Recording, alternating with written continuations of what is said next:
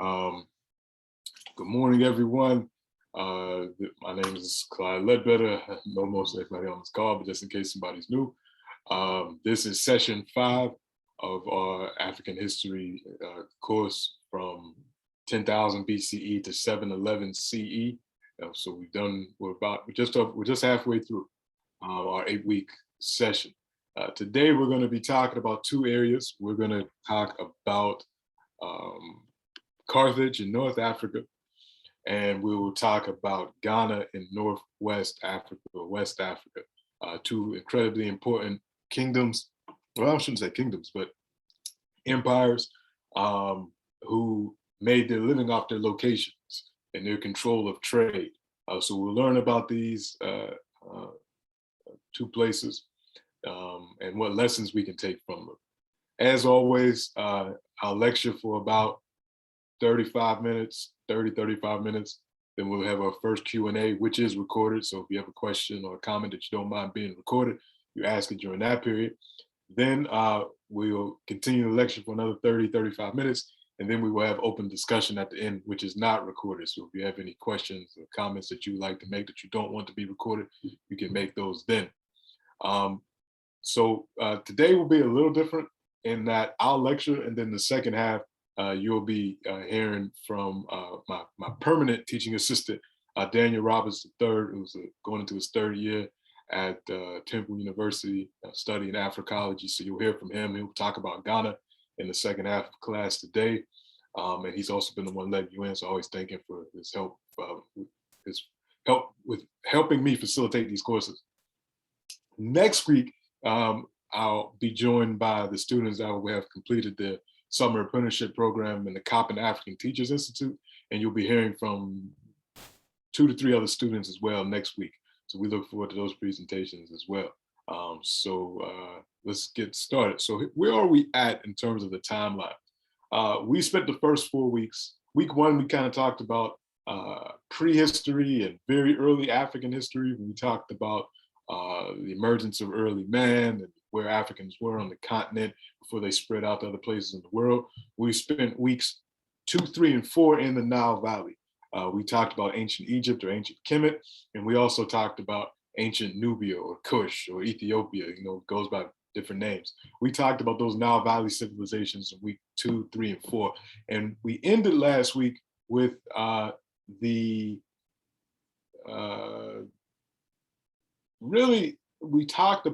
we spent a lot of time with the Roman battles against the Nubians around 2530 BCE. And then we talked about the Nubian civilization taking an incredible blow at around 350 CE, where King Azana comes up from Aksum and conquers Meroe. So that was around here where we kind of left off last week. We left off around 350 CE when King Azana sacks Meroe. Today, our discussion will take place largely between the 2 500s for the most part. We'll be talking about the establishment of Carthage, which happens really between 1500 BCE, around 800 BCE. And we'll talk about Carthage's interactions with Rome, which take place around here, right around 250, 200 BCE. And then when we talk about Ghana, we'll go from even further back up until around this period here when we get into that discussion about Ghana. But again, I'll let Daniel talk about that. So again, you can kind of see where we're at, how much history we've covered so far. So we're going to spend a lot of time talking about this individual. We're going to be talking about Hannibal Barca and his invasion of Italy, but we'll get there.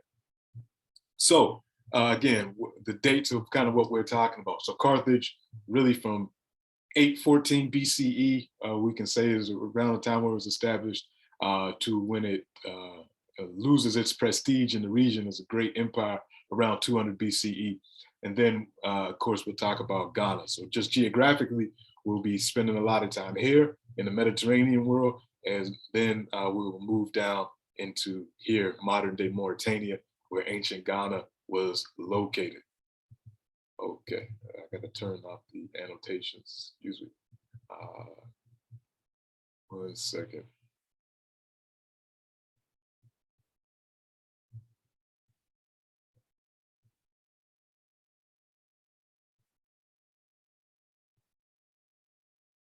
Okay, there we go.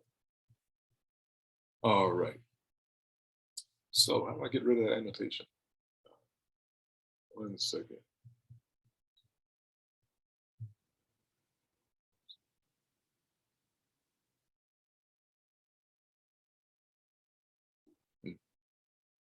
Has to be a way to do that, but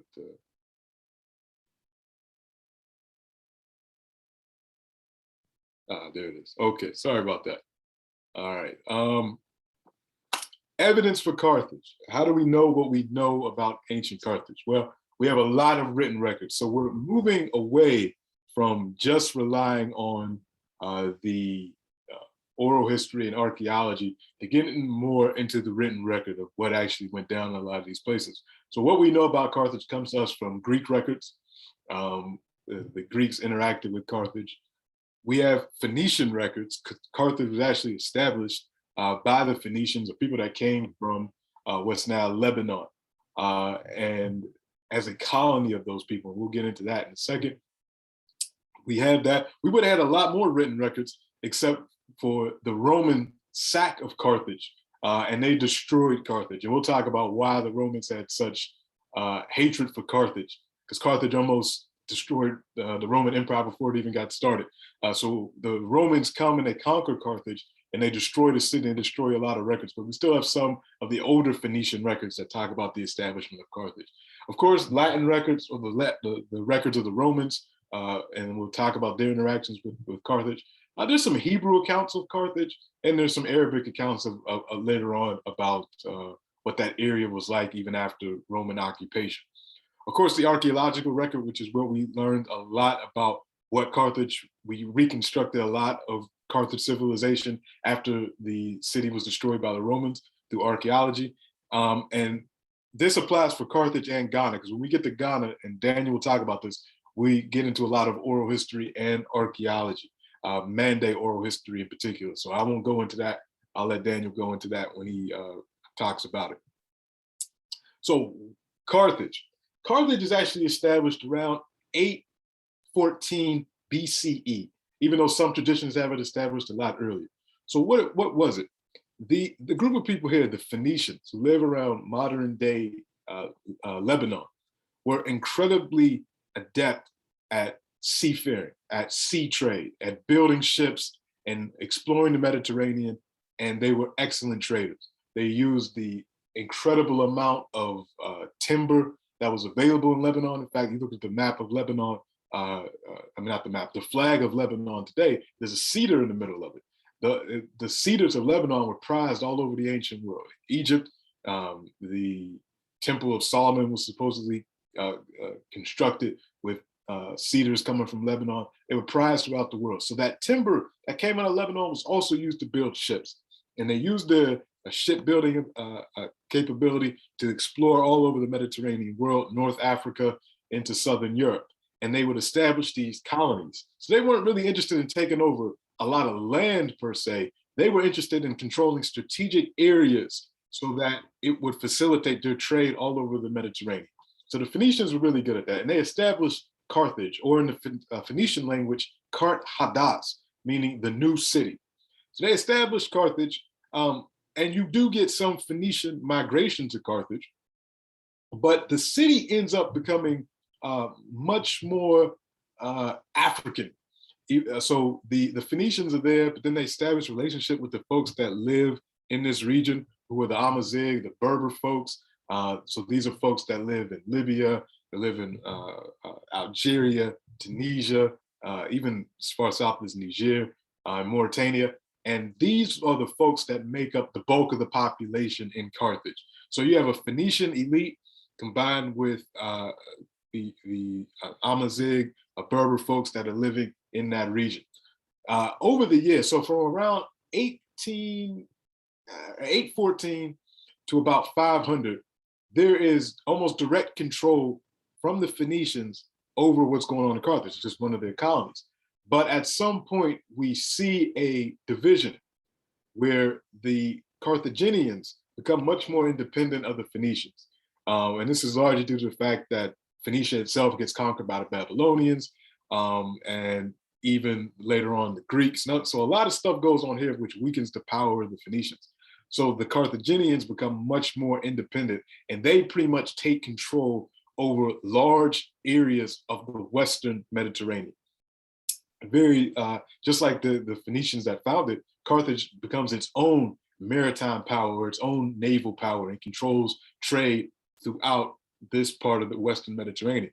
Carthage also controls trade coming from the trans-Saharan trade. That would become much grander later on with the introduction of camel. But this trade here that's coming from West Africa up also starts to get controlled by the Carthaginians. And this makes Carthage at the time, from somewhere probably between 500 BCE and 200 BCE, for those 300 years, Carthage is probably one of the richest cities in the world because of its control of the trans-Saharan trade, as well as control of sea trade in the Western Mediterranean. Just for the kind of look, we found this statue of Phoenicians in what's now Spain, because again, the trading empire went as far as Spain. You can kind of see what these folks looked like at the time. So these were Phoenicians and Africans that had formed Carthage, who were operating in Spain. Now, this is even earlier than the formal establishment of Carthage. This was dated to around 1100 BCE. So you kind of get an idea of what these navigators looked like. And they didn't stop there. Not long after the division, or when Carthage becomes much more independent as an empire from the Eastern Phoenicians, you have the elite in Carthage who are now seeing also the rise of the Greeks and other folks in the Eastern Mediterranean. They get cut off from that part. So they start looking more west. What other trading opportunities can we have? So we already established these colonies in Spain, and they start to cross what, for most people in the ancient world, in that part of the world, in the Mediterranean world, thought was the ends of the earth. What they call the Strait of Hercules, or what we now call the Strait of Gibraltar, this area between Spain and Africa. In fact, that map actually gives you better, this area here. This was called the Straits of Hercules. Now we know as the Strait of Gibraltar. This was considered the ends of the earth, when people weren't sure what existed out here.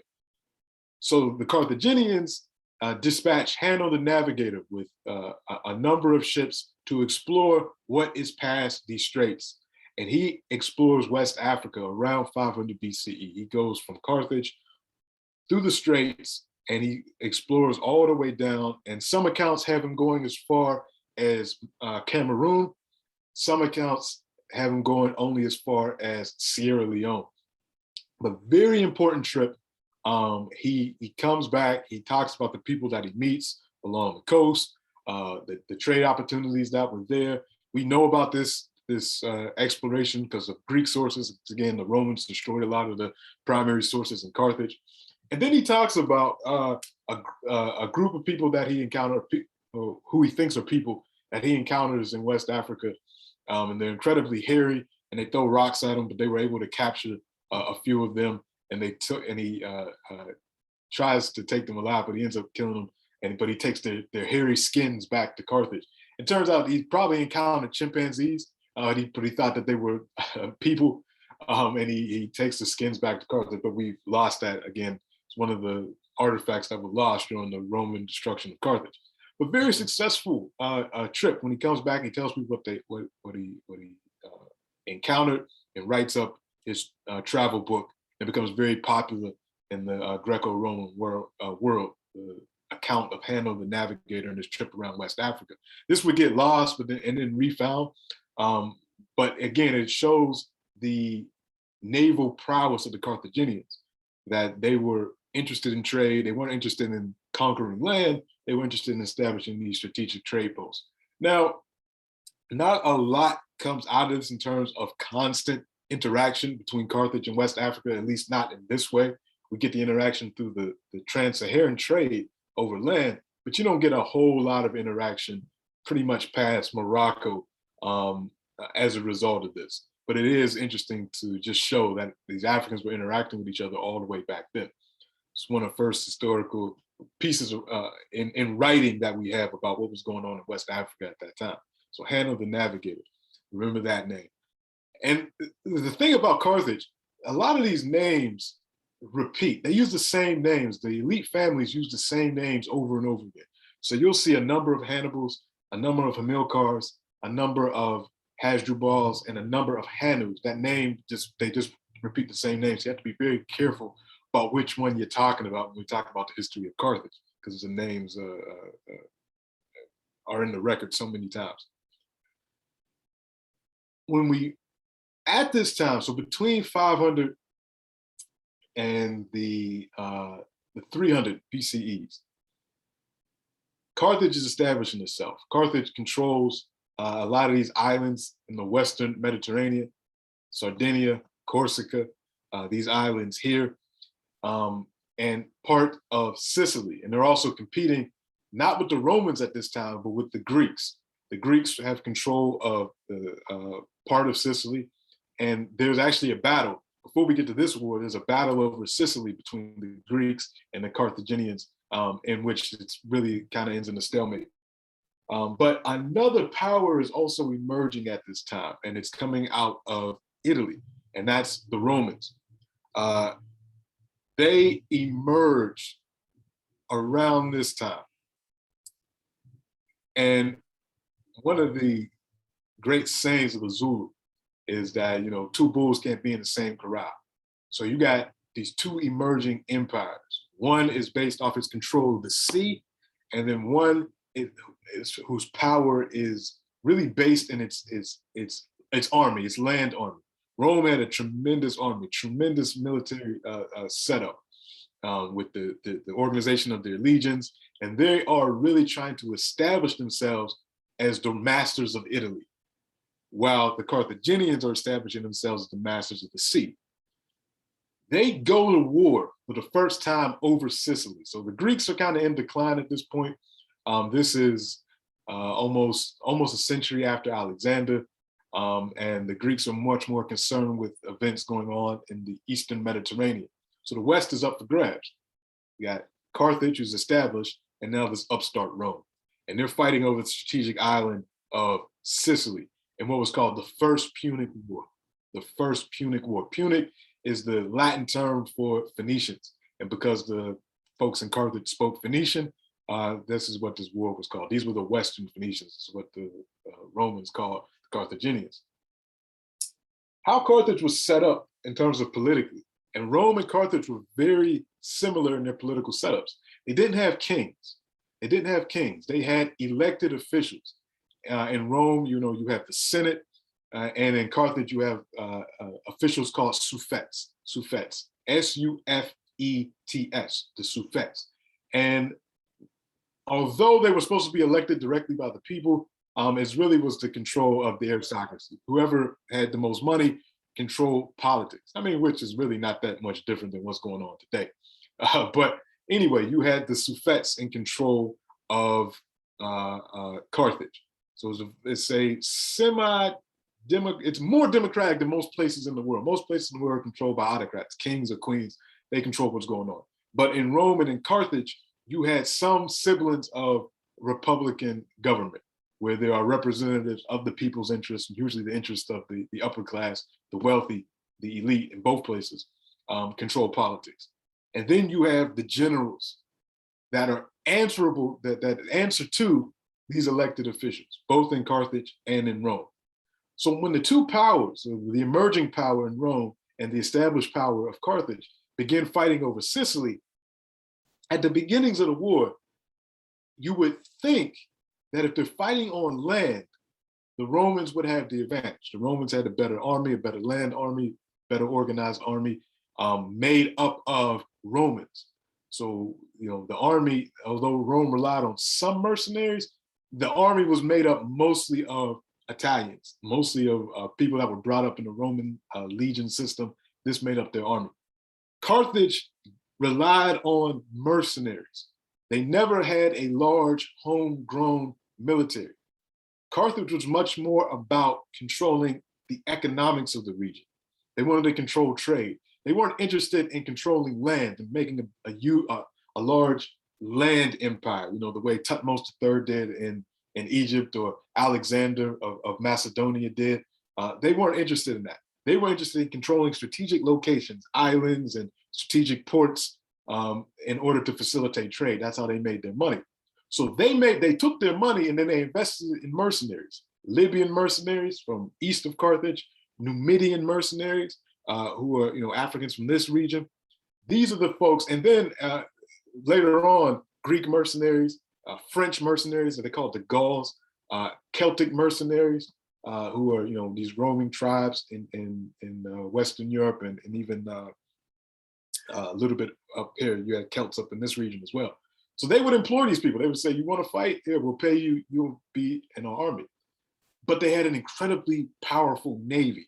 So at the beginning of this war, you would think if it's fought on the sea, the Carthaginians will win. If they fight on land, probably the Romans will have the advantage. But it turned out to be the opposite way, because one thing that Carthage did have were very adept military generals. And probably the most, second most famous, I would say, is Hamilcar Barca. Hamilcar Barca was stationed in Sicily. He was a general, answerable to the leadership in Carthage. So Hamilcar is there, he's in Sicily, and he's fighting against the Romans, and he never loses a battle on land against the Romans. And things aren't really looking that good for the Romans in the war until the Senate in Rome makes a decision, seeing as though they're not winning the war, to build Rome's first navy. So Rome actually invests in a navy, which it didn't have before this war. And they start winning naval victories against the Carthaginians, which was unexpected because Carthage was the master of the sea. So when Rome started winning naval victories, the establishment in Carthage panicked.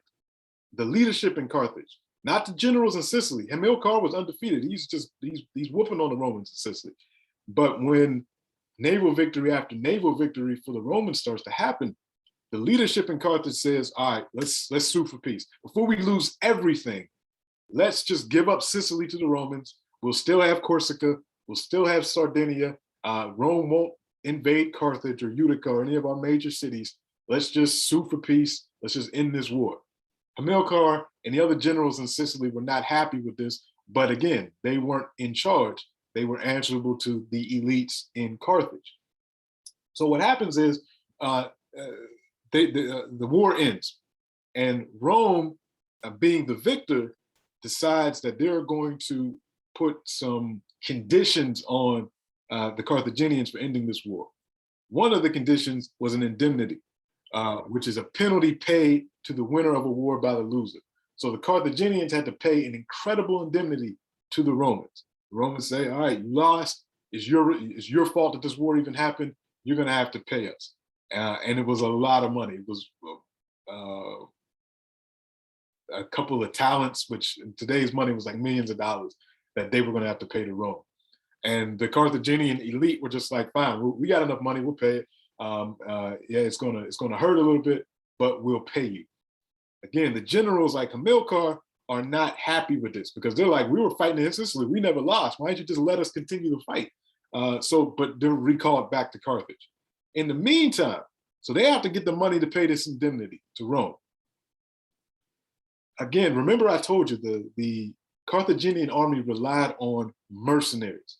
These are paid soldiers from all parts of this part of the world, to fight their battles. So when the war ends, and the mercenaries are like, "Okay, well, we still want to get paid. I mean, just because you lost, we still want our payment."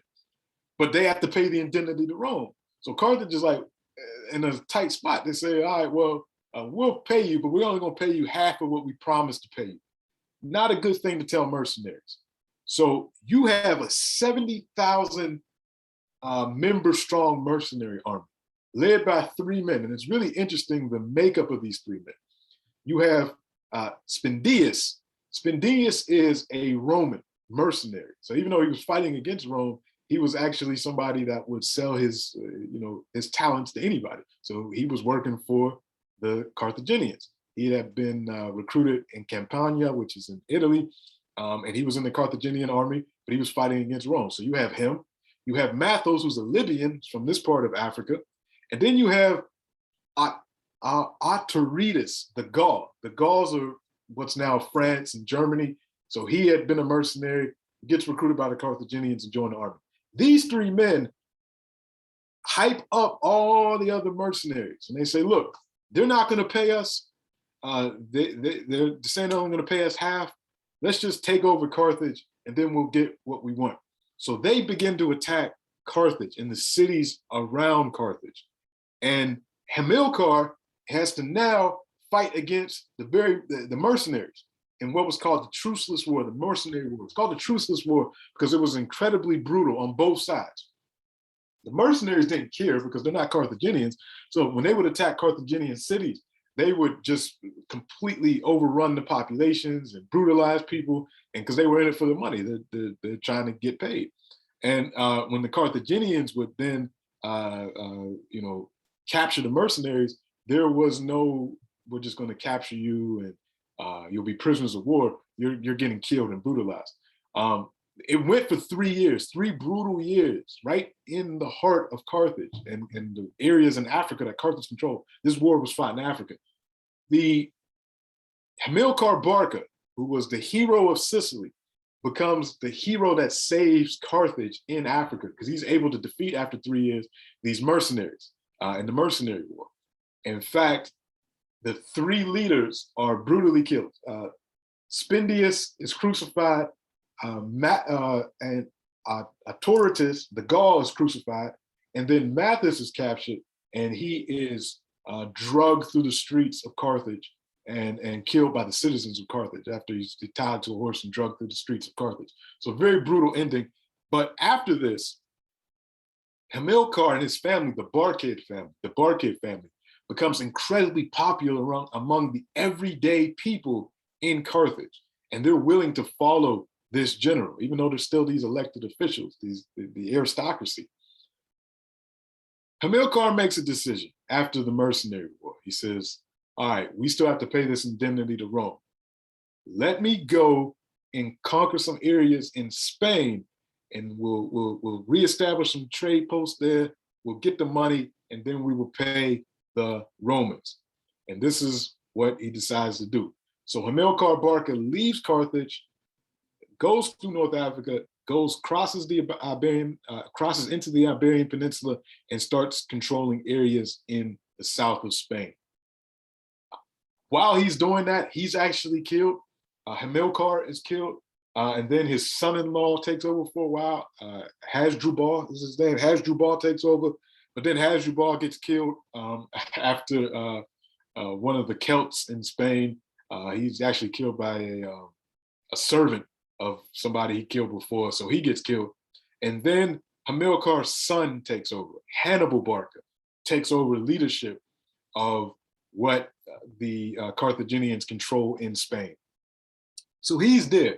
Now the Romans are uneasy about this. The Romans are incredibly uneasy about this, and they're like, what are the Barcas up to in Spain? And when they go, they send messengers to Hannibal and even to Hamilcar. They say, what are you up to in Spain? They say, we're in Spain to get your money. You want us to pay this indemnity? Well, we need to control this area. You're not controlling it. We control it. We need to control this area so that we can control the silver mines in Spain and the other goods coming out of Spain, so that we can pay you your money for the war over Sicily. But also at this time, while they're in Spain, the native people, the folks that live in Corsica and Sardinia, begin to revolt against the Carthaginians. And who do they appeal to? They appeal to the Romans. So the Romans come into Corsica, they come in Sardinia, and they take over. This was seen as breaking the treaty of the First Punic War, because Sardinia and Corsica weren't involved. They said, we'll give up Sicily, but we still control Corsica and Sardinia. The Romans, when they take over Corsica and Sardinia, which again, it takes strategic islands away from the Carthaginians, this is really the start of the Second Punic War, because the folks in Carthage are still hot that they even lost the first war and they lost Sicily. But now that the Romans have taken over control of Sardinia and Corsica, it's almost like these people, they negotiated in bad faith.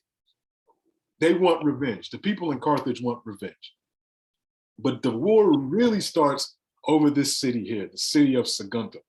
Because once it's established that the Carthaginians under Hamilcar and Hannibal are in Spain and they control this part, the Romans and the Carthaginians make a treaty.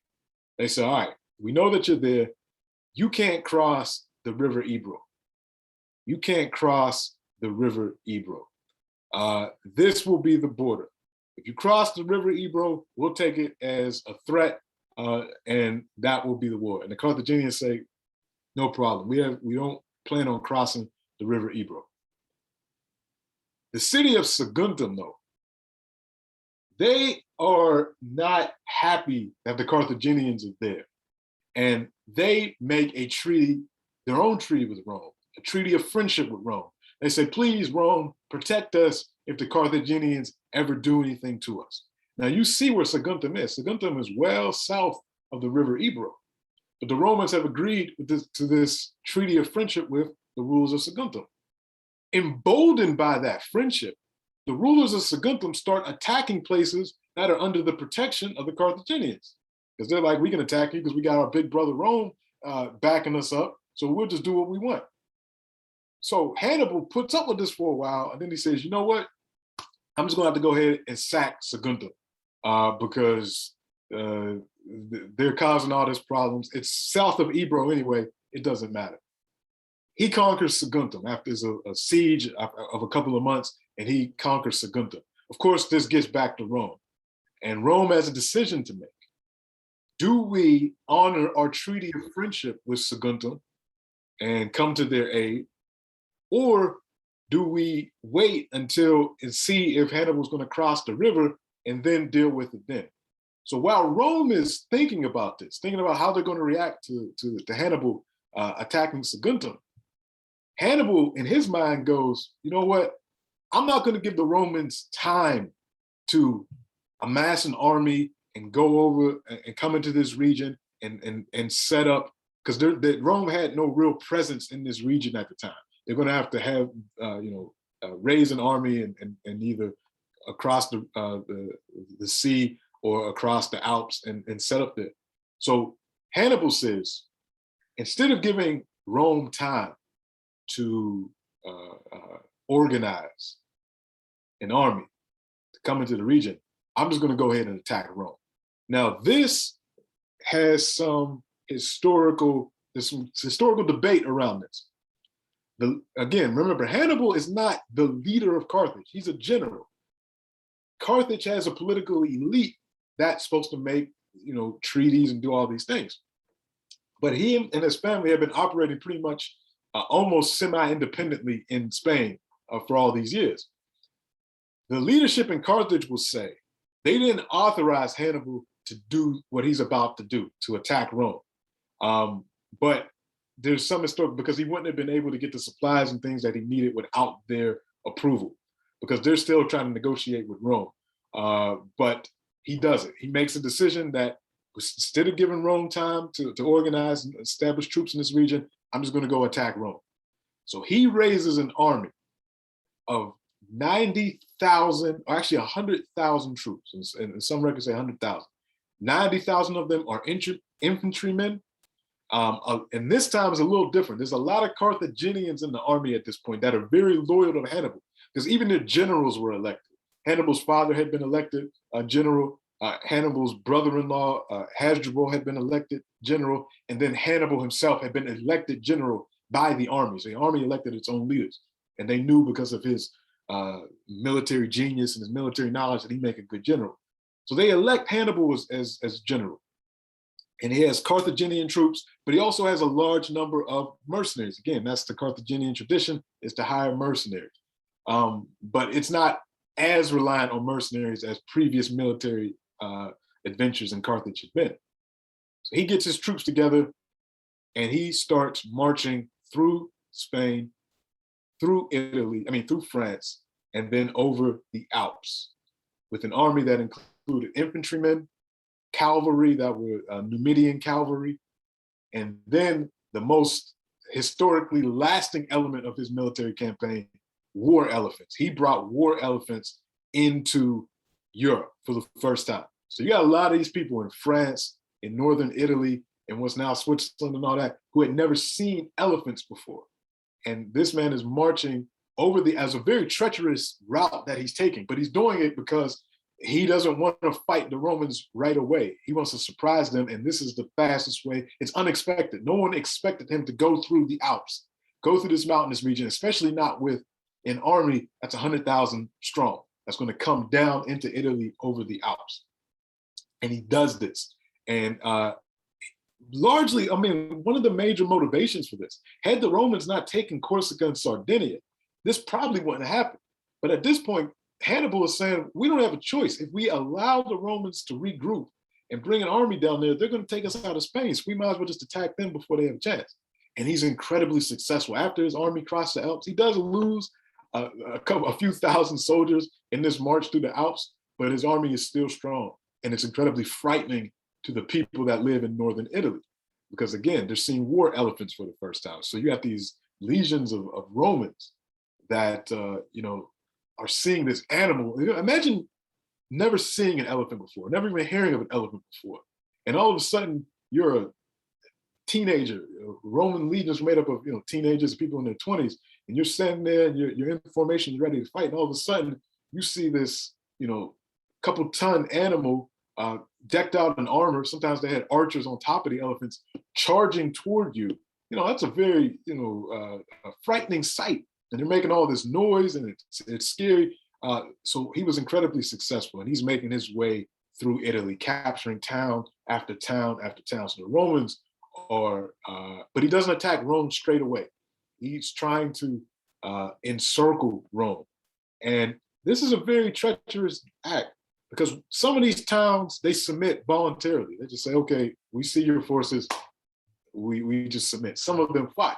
So you have to still maintain control over the towns that you have captured, as well as make your way to new towns throughout Italy, while at the same time keeping your supply chain going from Spain all the way through the Alps, because at this point, it's tens of thousands of soldiers that you have to feed, that you have to do things. You need a supply chain.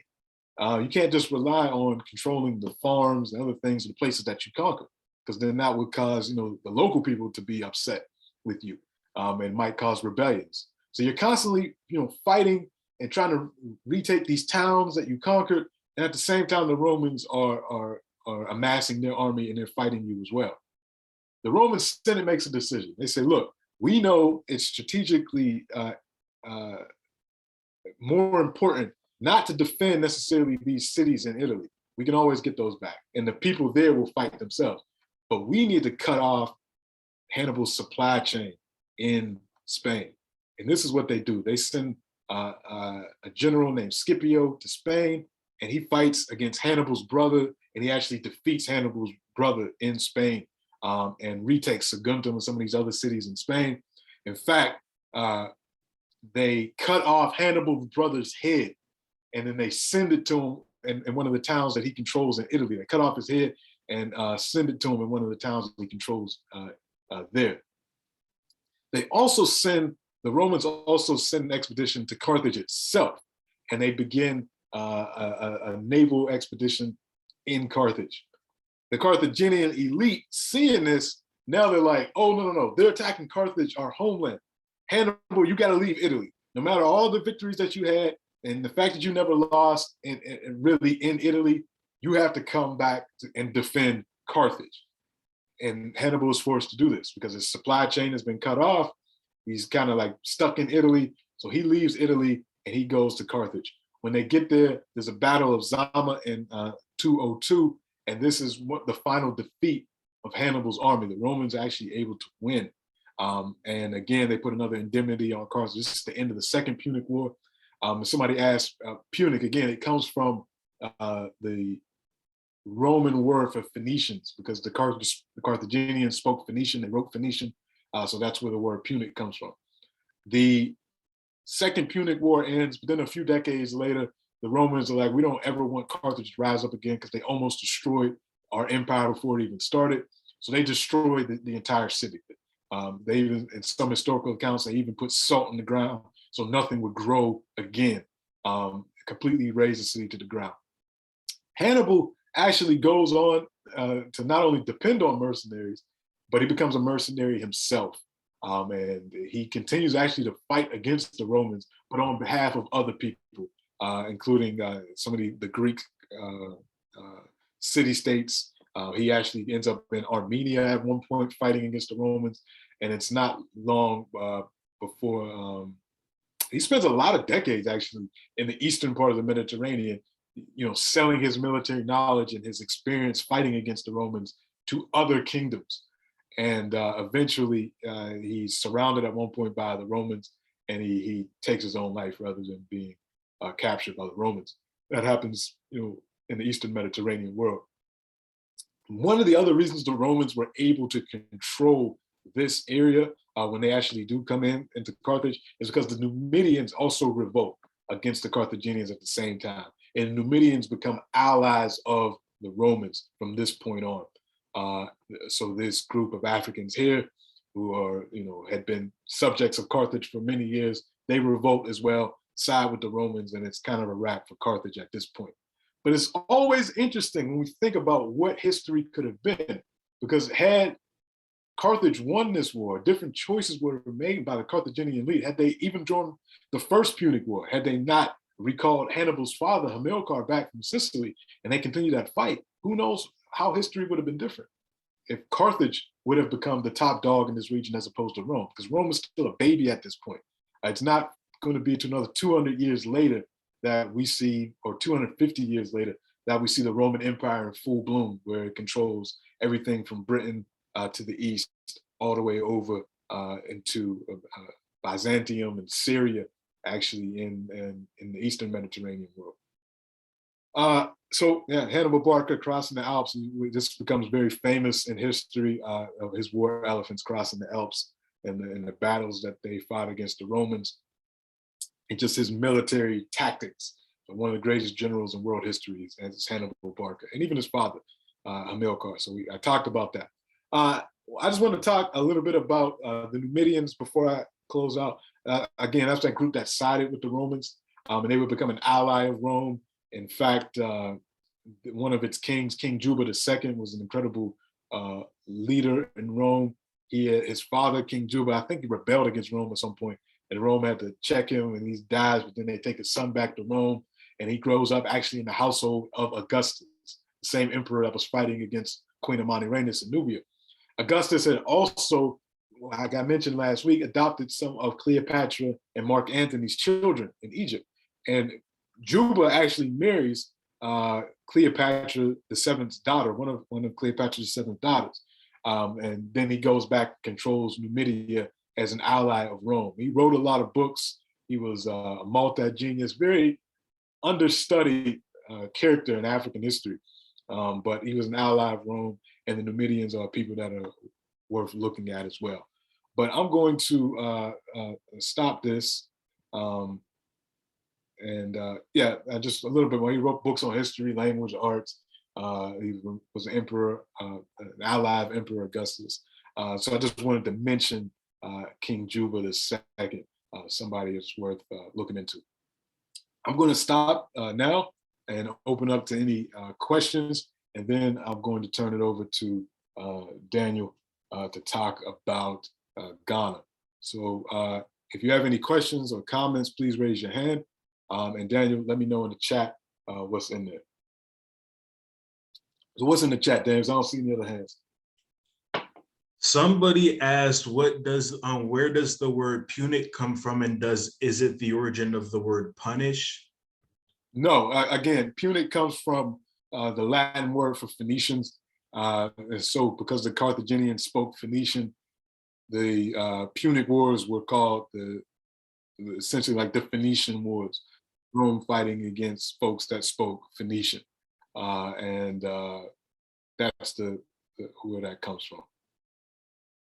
Other questions, comments? Someone else asked, is the river Ebro like the Rubicon? Yes, but in a way. It's not the Rubicon, because the Rubicon is in Italy. And that was the river that no Roman general was supposed to cross with their troops, and that Julius Caesar crossed. the Romans were always afraid, even during this period, of a tyrant king. So their generals were answerable to the Senate. So if you crossed your army, if you crossed the Rubicon with your army the way Julius Caesar did, it was almost seen as though you were attacking Rome or showing that you had the military capability to attack Rome. So it was a no-no. But Julius Caesar did that, which really showed his power and almost, in a way, sealed his death sentence, because the Roman Senate said, okay, this guy's trying to make himself out to be a tyrant. And then they assassinate Julius Caesar not long after that. But it kind of had the same type of symbolic effect as this is the boundary, do not cross it. And when Hannibal crosses it, they know the war is on, but the war was on before that, because after he sacked Saguntum, the Romans had a decision to make. And Hannibal just made sure that they weren't organized enough to actually do anything about it at first. So he just kept on the offensive. He didn't wait for them to get set up, which was strategically smart. The Hannibal's failure was that he was not in proper communication, or he wasn't on one accord with the elite in the city of Carthage itself. There had always been this beef between the Barca family, Hannibal's family, and the aristocracy in Carthage, the wealthy in Carthage. So the people, the everyday people, loved the Barca family because of Hamilcar's military genius in Sicily, the fact that he never lost, and the fact that he defended Carthage from the mercenary army. And the elite never were really supportive of them in that regard. And in fact, when they first went to Spain, some of the elite were happy that the Barca family wasn't in Carthage anymore. So that, and so when Hannibal was engaged in this fight, he didn't have the reinforcements or the supplies that he needed to finish the job in Italy to actually conquer Rome, because of that miscommunication or lack of support from the elite inside of Carthage itself. So yes, it was interesting. If they would have supported him, how would history be different? Never know. Any other questions or comments about Carthage? Jennifer and David, go ahead. Hi, I just wanted to say that I did European history as a child, and it was interesting. I remember hearing about Hannibal, but I always thought about him as an ambitious failure, someone who tried to bring all of these elephants across, but of course, when they tried to bring them over the mountains because of the snow or whatever, so many of them died that his campaign failed. And it was interesting that when you tell the story, he had so many successes, and that was a small piece of his story, but it was the story when I heard it from, I guess, another perspective. So it's always interested to know who's telling the story, and because that really colors what you hear. In fact, Hannibal inflicted on Rome, one of the places, in fact, I'll put it up on the screen, that is often glossed over because, again, it's the Romans telling it. This city here, the city of Cannae in 216, is the worst Roman defeat in its entire imperial history. I think it was something about 25,000 Roman troops were destroyed by Hannibal at this one battle.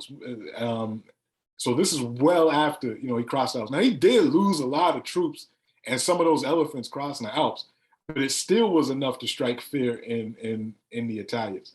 And the Battle of Cannae is an extreme example of this. This is where, Hannibal at his finest, where so many thousands Roman troops, the biggest defeat in Roman military history happens here.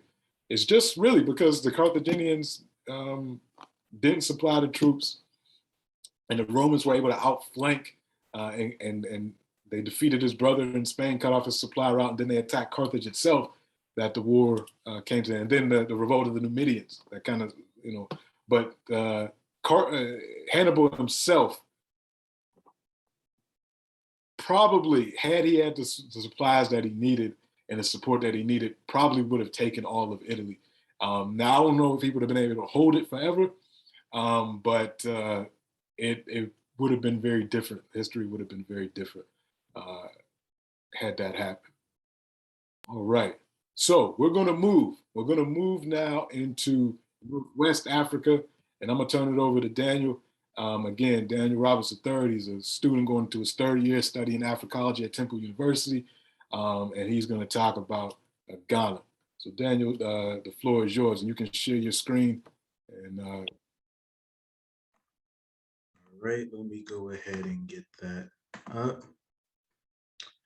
All right, so as we shift our attention from North Africa southwards, it seems important to talk about the first state to emerge in Africa south of the Nile Valley. So we are going to talk about the Ghana Empire and Artichet. That's what came before it. Ghana and Artichet were founded by a linguistic group called the Mande, very important people in African history. These were the people who were facilitating most of the trade, most of the economic and political culture in West Africa for most of what we would call the medieval period and for a little bit of the ancient period. Some of the Mandate kingdoms include Ouagadougou. That's what the Africans called Ghana. Ghana is what Arabs called it. You have the Susu Empire, you have the Mali Empire, and you have the Songhai Empire. They are ruling this region right here called the Sahel. If you look at African geography, it's typically divided into the Sahara in North Africa, the Sahel right here in the middle, and the rainforest down here. Sometimes you'll hear historians refer to this as the Guinea rainforest. Just to give you an idea of how important the Mandate were in state building in West Africa, I just want to take a few minutes to talk about a couple prominent figures. Some of us have probably heard of Sundiata Keita. He was the founder of the Mali Empire. He formed the Kurakan Fuga, which is one of the earliest human rights charters in world history. His story is known primarily through oral traditions. He's known through the Epic of Sundiata. Most of us are probably familiar with Mansa Musa. He was the 10th king of the Mali Empire. He's reputed to be the richest man to have ever lived, and he's known primarily for his pilgrimage to Mecca, which he did between 1324 and 1325. We have Sunni Ali, the founder of the Songhai Empire. He is known for his military conquests. Never once did he lose a single battle in his 35 years of reigning. And he also made Songhai the largest empire that West Africa has ever seen. We also have Mahmud Kati. He wrote the Tariq al-Fatash, or the History of the Seeker After Knowledge. This is one of the most important books on pre-colonial West Africa. It's primarily a history of the Mali and Songhai empires. He was a member of Askia Muhammad's political administration. So Askia Muhammad was one of the two ruling dynasties of Songhai. Mahmud Kati was also a prominent figure in the city of Timbuktu. All of these states and peoples were involved in the trans-Saharan trade, whereas African activity with Europe was facilitated through the ocean. African activity with Asia was facilitated through the desert. This connected the pagan or non-Muslim Black world with the Muslim Black world. Africans imported goods such as ivory, cola nuts, textiles, and slaves. North Africans and Asians were importing beads, cowrie shells, and cloths. This was all made possible through the introduction of the camel, because horses are good for short distance trade in the desert, but not for long distance trade. Some of the African cities that were important were Jenne, the Hausa city-states, and Kumbai Saleh. Some of the most important non-African states were Fezzan, Sija Massa, and Timbuktu. So to start, Dar-Tichit is the earliest cultural horizon to develop in Western Africa. It started to rise in southern Mauritania. Its founders were Soninka. They were agro-pastoralists, which means that they were both farmers and migrants. So they didn't really stay in one place for too long. They were always moving to it to get acclimated and to adjust with the environment around them. Artifacts from this culture tell us a lot about what the Sahel would have looked like thousands of years ago. The available evidence suggests that like the Sahara, it used to be a lot wetter, a lot greener, and that over time it gradually began to dry and human populations were forced to move southwards. Dar-Tichit's history is divided into 4 phases: the Nages phase, the Chebka phase, the Aryan phase, and the Akinjir phase. This culture was founded by Black Africans, but the archaeological record suggests that the cause of its destruction was invasions from Amazi or Berbers. So the same ethnic group that would have been populating Carthage, these people were partially the cause of Dar-Tichit's decline. The first phase of Dar-Tichit is the Nages phase. It ran from roughly 1100 to 1000 BCE.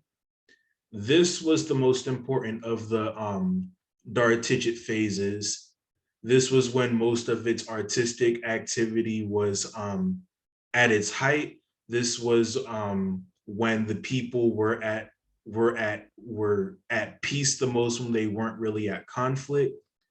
The people of Dar-Tichit built stone villages that had streets. They domesticated cattle and goats. They hunted wild animals. They ate millets, such as millets. Those are a type of natural cereal. We're not quite sure if these were wild cereals or if they were grown, but we do know that they were eating cereals this far back. They ate fish, which were caught from the rivers. They had technology, so they made axes out of stones. They used milling stones, so that's basically a type of tool that you use to pound grains. They also made pottery. The Chebka phase, this is where we start to see Dar-Tichit get into a period of turmoil. Villages are still made out of stone, but the Africans of Dar-Tichit started putting them up in the mountains so that it would be more difficult for other Sahelian peoples to get in a conflict with them. They still ate goats, they still ate wild plants, but we don't see fish at this period. Oh, sorry. We don't see fish here. So we can suggest from this that that Mauritania at this time was starting to get a little bit drier. The lakes and rivers had disappeared by this period. The Aryan phase is where we really start to see decline in the way that the people of Dar-Tichit are living. Villages are still made out of stone like they are in the previous periods, but now they're not just in the mountains, now they're in very hard to find places so that other Sahelian peoples couldn't access them. They still eat pastoral animals such as goats and cattle, but their villages are now smaller than they were in the previous phases. The final phase is the Akinjir phase. Villages now are poorly constructed. They are heavily fortified, which means that they were walled, that they were protected to keep in the people who lived there and to keep out everybody else. We know that they ate domestic animals, but the number of remains we see from them are less than they were in the previous 3 phases.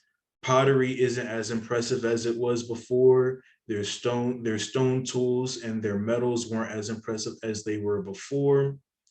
This is around the time that the Almazi or Berbers came in. It's not exactly clear to us right now how the Africans interacted specifically with these Berbers. Some historians are of the opinion that the Berbers forced them out and forced them southwards into the interior of the continent. So others believe that they formed a kind of syncretic culture, but at any case, the arrival of them marked the end of this period. And the end of the Dartichic culture more or less led to the development of the Ouagadougou Empire. Ouagadougou is the first centralized state in West Africa. So whereas Dartichic is the first time that we see human activity in this part of the continent, Ouagadougou is the first time that we see them start organizing on a state level. This was also in Mauritania. This was also founded by the Soninka, and Ouagadougou played an important role in the trans-Saharan trade. So if you remember the map I showed you earlier, North Africa was primarily desert and West Africa was primarily jungle.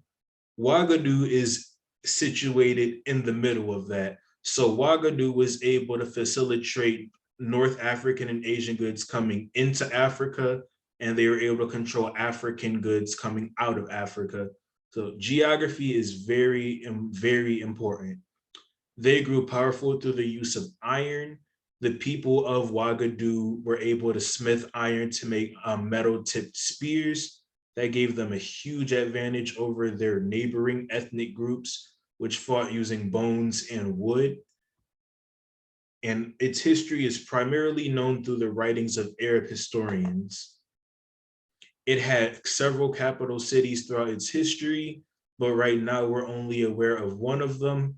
The city of Kumbai Saleh is generally believed to be Ouagadougou's last capital city. Here are some of the Muslim writers that talked about Ouagadougou. So we have Al-Yaqubi, Al-Masudi, Ibn Hakl, Al-Biruni, and Al-Bakri. Most of these historians don't tell us a lot. They tell us that Ghana was a sizable kingdom and that it had a considerable extent of control over neighboring peoples, and they tell us that it was a source of gold, but most of them don't tell us much more beyond that. Most of what we know about Ouagadougou comes from the writings of Al-Bakri. He did not visit Africa personally, but he relied on the accounts of other Muslims who did go to Africa. And so based on his conversations with them, he doesn't tell us a lot about Ouagadougou, but he tells us just enough to get an idea of what everyday life would be like in this kingdom. He tells us that succession in the kingdom was matrilineal. So most of us would be familiar with the patrilineal system, where when a king dies, the authority goes over to his son. That's not always the case in African societies. In matrilineal systems, it actually goes from uncle to nephew instead of father to son. So he says that that the king has no doubt that his successor is a son of his sister, while he is not certain that his son is in fact his own. I know that can kind of sound a little weird to us, but when you take into account, if you look at it from the perspective of you have a partner, you have to trust that your partner was being faithful to you and that your kid with them came from them, but you don't have to think about the fact that your niece or your nephew came from your sibling. That's kind of a good way to look at it. Ghana is what the people of Ouagadougou called their king. The people of Ouagadougou called Ouagadougou is what the people of this state were calling their city. Arabs called it Ghana. Ghana is derived from this title. In the Soninka language, it means war chief, because the Ghana of Ouagadougou was the commander-in-chief of the army. In pre-colonial times, it wasn't uncommon for African kings and queens to lead battles themselves. So that's essentially what this is. The Ghana at the time that al-Bakri was writing was Tunka He succeeded his uncle Ghana Bassi, and he became ruler around 1063. He tells al-Bakri also tells us that Ouagadougou was divided into two primary cities. One was where the king and his subjects lived at. The other one was where Muslim visitors lived at. So Berbers, Arabs, North Africans, they would have lived in one city, and the king and his people would have lived in another one. He also tells us that the Ghana and his nephew wears sewn clothes. Everybody else in the kingdom wears cotton robes. He gives us a pretty detailed description of the palace. He also gives us a little insight into Ghana's economy. So he tells us that the king of Ghana collected import and export taxes on gold. He says, on every donkey load of salt, when it is brought into the country, their king levies one golden dinar. And for every donkey load that comes out, he weighs a tax of 5 mithqals. He tells us that Tunka Manin, when he goes to war, can put out an army of 200,000 men need be. And of these men, 40,000 of them were archers. He also tells us a little bit about Ghana's or Ouagadougou's judicial system. When somebody is accused of a debt or of committing a certain crime, he is forced to drink. He's forced to drink water from a piece of wood. If he vomits or regurgitates, that means that he's innocent. But if he doesn't, then that means that he's guilty. That's a pretty common judicial practice in several West African peoples. The end of Ouagadougou came in the 10th century AD. There, at this time, the Middle East, North Africa, the Muslim world was very cultured. It was a city of a lot of artistic activity. It was a period of great thinkers. At this time, there was a religious figure named Abdullah ibn Yasin. He was a strict adherent to the Quran. He disagreed with the way that most of the Muslim world was conducting themselves. He believed that Muslims needed to focus less on art and on culture and more on following the rules of the Quran exactly as the Quran said to do it. So he formed a group called the Al-Murabithin or Al-Murabitun, which means the people of the Ribat. This term was later turned into the Almoravids. The Almoravids were basically an extremist group, for a lack of better terms. They launched jihads or holy wars against all of their neighbors who were either Muslims but didn't follow what they thought was the true word of the true way to be a Muslim, or against people that didn't practice the Muslim faith altogether. In 1054, one of Ibn Yasin's generals, Abu Bakr, led a jihad in West Africa. He moved southwards and he launched jihads against Ouagadougou's capital city. Ouagadougou fought several bloody revolts against Almoravid rule, but ultimately their forces weren't enough, and the Almoravids got the best of them and laid the city to waste. After that happened, Ouagadougou's fall led to a power vacuum in the Sahel. all of the vassal kingdoms under Ouagadougou were now independent, which meant that they could do whatever they wanted. And some of it, Ouagadougou's vassals wanted to take advantage of this to be to fill the power void with their own states. One of the most important peoples to do this were the Susu. They tried to form an empire of their own, but whereas Ouagadougou was able to control other peoples peacefully, the Susu weren't good at maintaining diplomacy with the peoples under them. So the unsuccessful rule of the Susu ultimately led to the rise of the Mali Empire under SUNDIATA Keita. And when Mali fell, that ultimately led to the rise of the Songhai Empire.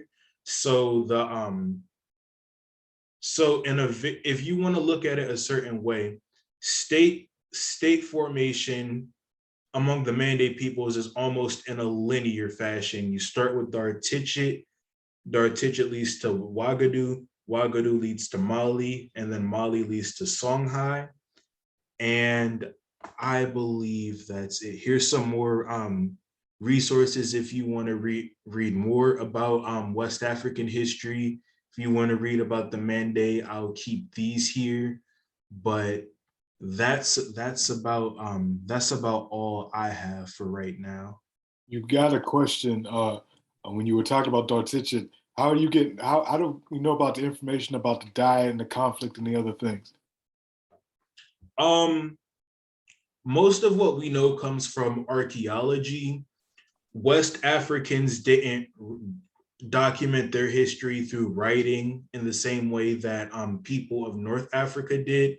So most of what we know for Dartichit specifically comes from archaeology, but for Mande history in general, we mostly know about it through oral traditions.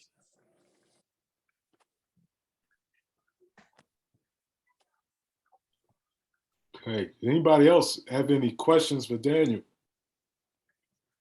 If you don't mind being recorded.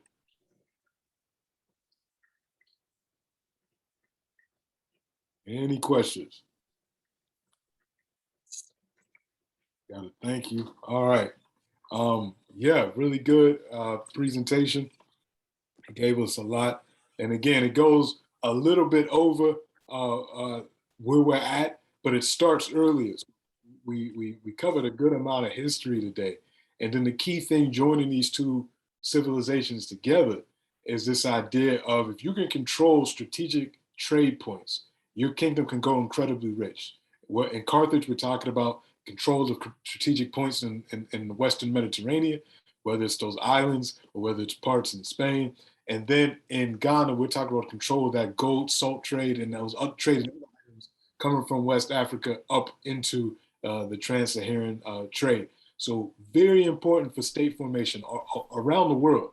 If you can control trade one way or another, you will become incredibly rich. Your people will become incredibly rich. But at the same time, you will also have competitors. And how you deal with that competition, how you deal with your neighbors, will determine how long your empire, your kingdom will stay on top, because there's always somebody coming for you. No empire lasts forever. Very good. All right, so I'm going to turn off the recording and